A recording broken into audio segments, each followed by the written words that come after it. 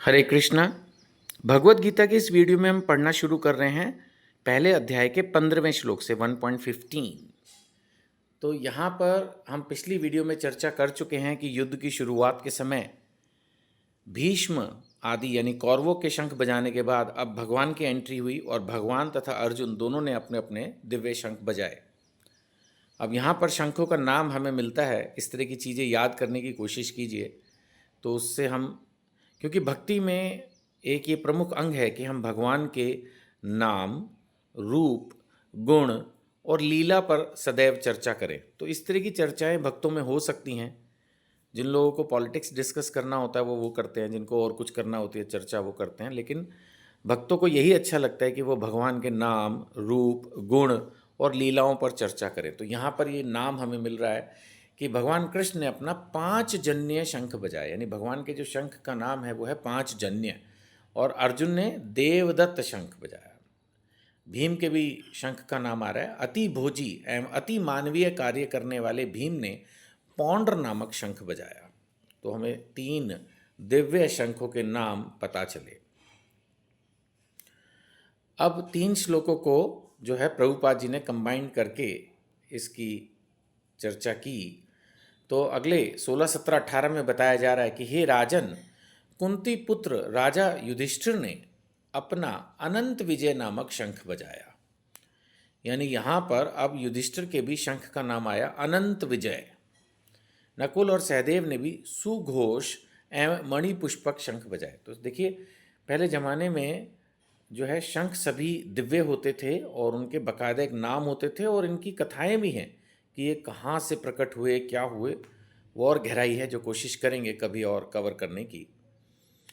महान धनुर्धर काशीराज, परम योद्धा शिखंडी, धृष्टद्युम्न, विराट, अजय, सात्विकी, द्रुपद, द्रौपदी के पुत्र और सुभद्रा के महाभाव पुत्र, अभिमन्यु की बात हो रही है, आदि सबों ने अपने अपने शंख बजाए। तो क्लियरली यहाँ पर सबने, जैसे उधर से सबने अपने शंख बजाए तो इधर से भी सबने अपने शंख बजाकर ये इंडिकेट कर दिया कि we are ready for fight. अब हम पहुँच रहे हैं 19वें श्लोक में। इन विभिन्न शंखों की ध्वनि कोलाहलपूर्ण बन गई, जो आकाश तथा पृथ्वी को शब्दायमान करती हुई धृतराष्ट्र के पुत्रों के हृदय को विदीर्ण करने लगी।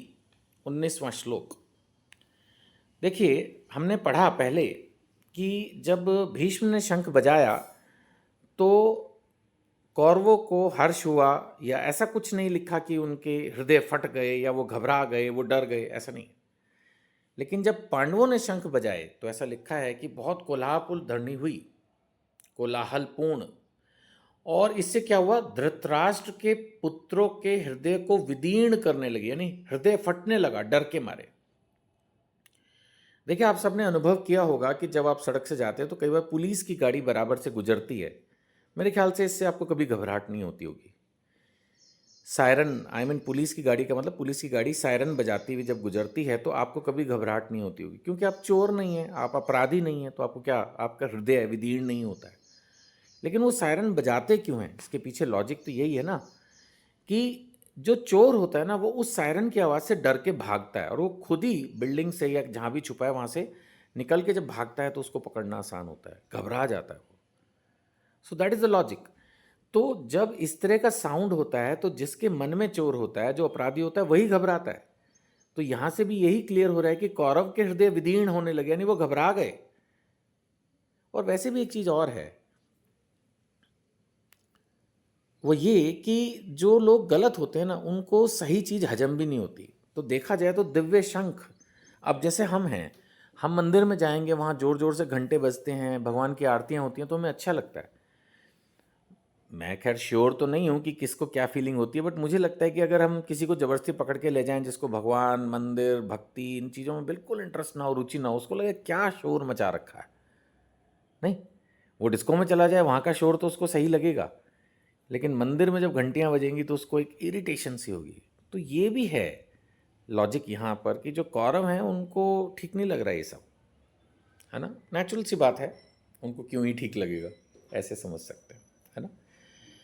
तो चलिए इस पर्टिकुलर वीडियो में इतने ही लेते हैं, अगली वीडियो में आगे बढ़ेंगे। अगर आप सारी वीडियोस चाहते हैं आपको मिलें, टाइम से मिलें, तो आप हमारी व्हाट्सएप कम्युनिटी से जुड़िए, नंबर वीडियो पर दिया है, उस पर आप कनेक्ट कीजिए, व्हाट्सएप कीजिए, हेलो हाय लिखिए, फिर हम आपको अपनी व्हाट्सएप कम्युनिटी में जोड़ लेंगे। हरे कृष्ण।